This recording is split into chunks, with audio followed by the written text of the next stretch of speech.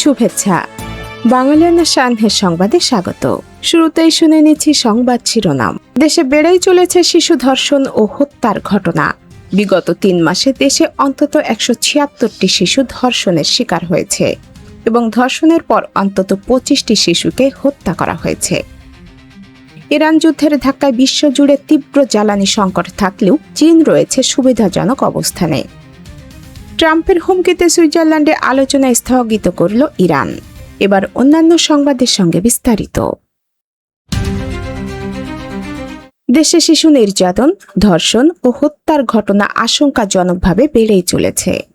সাম্প্রতিক মানবাধিকার প্রতিবেদন অনুযায়ী বিগত 3 মাসে দেশে অন্তত 176টি শিশু ধর্ষণের শিকার হয়েছে এবং ধর্ষণের পর অন্তত 25টি শিশুকে হত্যা করা হয়েছে।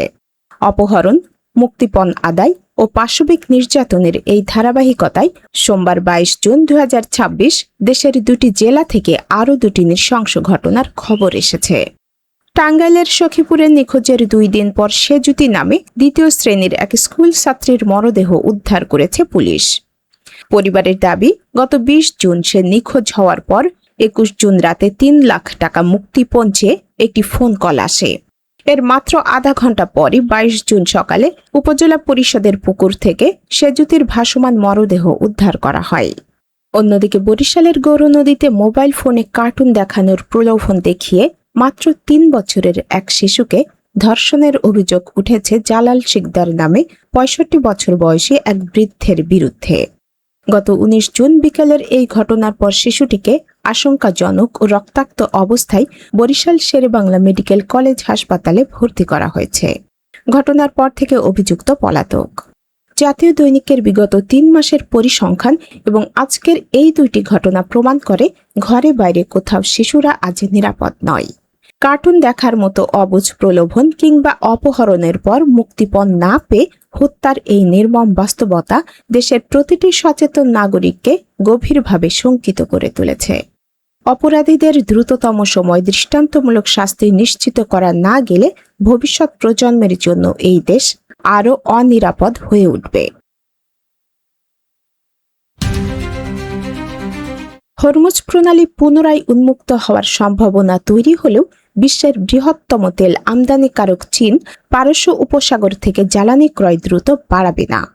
ইরান যুদ্ধের ধাক্কায় বিশ্বজুড়ে তীব্র জ্বালানি সংকট থাকলেও চীন সুবিধাজনক অবস্থানে রয়েছে। যুদ্ধের আগেই কম দামে বিপুল তেল কিনে নিজেদের স্ট্র্যাটেজিক রিজার্ভ ও শোধনাগারগুলো উপচে পড়া পণ্যে পূর্ণ করে রেখেছে বেইজিং। অভ্যন্তরীণ চাহিদা কম থাকা এবং পরিশোধিত পণ্য রপ্তানি বন্ধ রাখায় চীনের নতুন করে অপরিশোধিত তেল কেনার তাগিদ নেই। এছাড়া চুক্তির ফলে ইরানের উপর থেকে আন্তর্জাতিক নিষেধাজ্ঞা উঠে গেলে এতকাল ধরে পাওয়া বিশেষ ছাড় হারাবে চীন। ফলে 60 দিনের এই অস্থায়ী চুক্তির বাজারে বেইজিং এখনই কোনো তাড়াহুড়া করবে না বলে মনে করছেন বিশ্লেষকরা। সুইজারল্যান্ডে মার্কিন ও ইরানি জ্যেষ্ঠ কর্মকর্তাদের শান্তি আলোচনা শুরুর মাঝেই হিজবুল্লাহকে ঝামেলা সৃষ্টি করা থেকে বিরত না রাখলে ইরানে আবারও হামলার হুমকি দিয়েছেন যুক্তরাষ্ট্রের প্রেসিডেন্ট ডোনাল্ড ট্রাম্প। হরমুজ বন্ধ করলে ইরানের অস্তিত্ব থাকবে না বলেও হুমকি দেন তিনি। তার এই হুমকির প্রতিবাদে যুক্তরাষ্ট্রের সঙ্গে চলমান আলোচনা সাময়িকভাবে স্থগিত করেছে ইরান।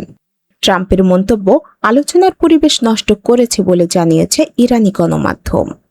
এর আগে ট্রাম্প হুঁশিয়ারি দেন, আলোচনা ব্যর্থ হলে বা ইরান হরমুজ প্রণালী বন্ধের চেষ্টা করলে কঠোর পরিণতি হবে। এমনকি ইরানি আলোচকেরা নিজ দেশে ফিরতে পারবেন না। জবাবে ইরানের স্পিকার ও প্রধান আলোচনাকারী মোহাম্মদ বাকের গালিবাফ এই হুমকি উড়িয়ে দিয়ে জানান, তাদের সশস্ত্র বাহিনী যে কোনো পরিস্থিতির জবাব দিতে প্রস্তুত। তবে মার্কিন গণমাধ্যমের দাবি, ইরানি প্রতিনিধি দল এখনও আলোচনা স্থলেই অবস্থান করছে।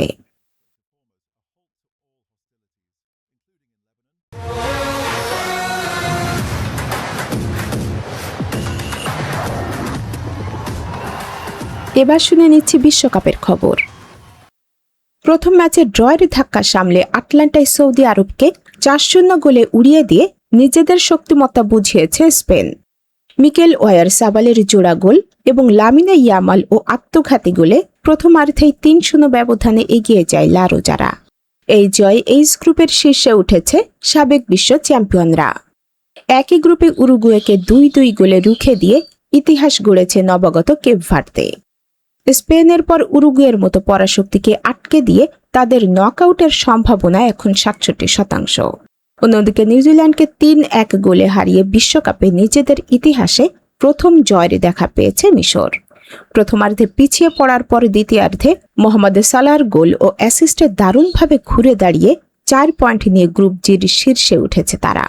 আজ বাংলাদেশ সময় রাত 11টায় আর্জেন্টিনার বিপরীতে খেলতে নামবে অস্ট্রিয়া।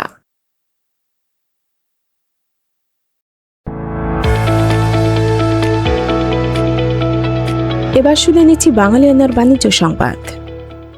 গ্রাহকদের আমানত ফেরত দিতে ব্যর্থ হওয়া ব্যাংক বহির্ভূত 5টি আর্থিক প্রতিষ্ঠান বন্ধ ও অবসায়নের লক্ষ্যে প্রশাসক নিয়োগের সিদ্ধান্ত নিয়েছে বাংলাদেশ ব্যাংক। প্রতিষ্ঠানগুলো হল FAS finance, first finance, Aviva finance, people's leasing এবং ইন্টারন্যাশনাল লিজিং। এস আলম ও পিকে হালদার নিয়ন্ত্রিত এই প্রতিষ্ঠানগুলোর প্রায় শতভাগ ঋণই খেলাপি। কেন্দ্রীয় ব্যাংক সূত্রে জানা গেছে, পরিচালনা পর্ষদ বিলুপ্ত করে প্রশাসক নিয়োগের পর সরকারের দেওয়া বাজেটের অর্থ থেকে ছোট আমানতকারীদের প্রথমে 10 লাখ টাকা পর্যন্ত ফেরত দেওয়া হবে। 27,000 আমানতকারীর প্রায় 2700 কোটি টাকা আটকে থাকা এই সমস্যাটি আগামী 1 থেকে 2 সপ্তাহের মধ্যে সমাধানের আশ্বাস দিয়েছেন গভর্নর।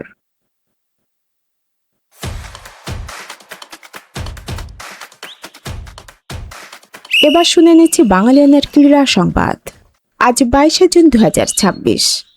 ঠিক 40 বছর আগের এই দিনে মেক্সিকোর আজতেকা স্টেডিয়ামে ফুটবল ইতিহাসের সবচেয়ে রোমাঞ্চকর মহাকাব্য লিখেছিলেন ডিয়েগো ম্যারাডোনা।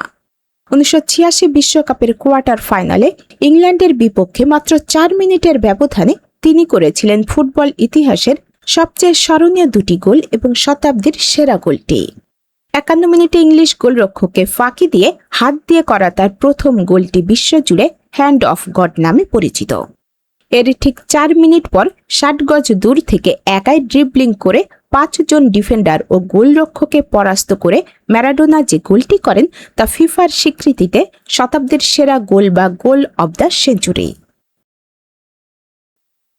বাংলাদেশ সান্ধ্যের সংবাদ শেষ হলো। ধন্যবাদ।